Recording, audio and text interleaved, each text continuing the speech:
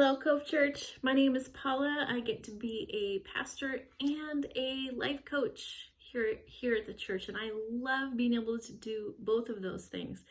One of the things that in this last season that's been really a fun thing for me is learning about my spiritual gifts, the things that God has given me to walk in my unique calling. There are a lot of tests and things out there that I absolutely love when it comes to learning about our personalities, our strengths, all of those things, tools that I actually use quite a bit in coaching, but none of them compare to finding out what God has actually given us to be able to walk supernaturally into the things that He's called us to. And so learning them and discovering them become really important for us as believers because He's given us tools to do the things that He's called us to. So I want to just read a little bit from this book that I have been reading. It's Kadi Cole, Find Your Leadership Voice. Super great book.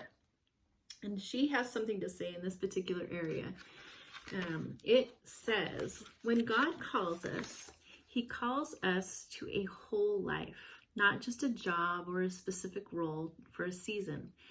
Every Christian has a full-time call in their life, whether they work at a church, run a business, perform surgery, wait tables, care for parents, spend most of their day chasing after little kids, or all the above. It all counts because each of those is a calling, and God handpicked your calling just for you. Your calling shows up everywhere you go. The gym, work, school, holidays, at your in-laws, out with your friends, because your whole life is a calling. But even more exciting is the fact that God actually gives you the talents and abilities you need to fulfill the calling He made for you. These are the spiritual gifts Paul talks about in both Romans 12 and 1 Corinthians 12, as well as throughout the New Testament. In fact, one of the best ways to steward your calling or your leadership voice is to identify and develop your top spiritual gifts.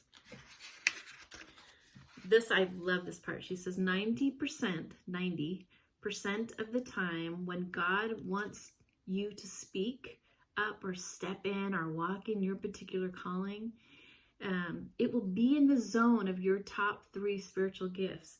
So top 3 or 4. So finding out what those things are really important. So if you don't know what those, you can actually go, there's a test out there you can take. It's called, it's on the internet called spiritualgiftstest.com.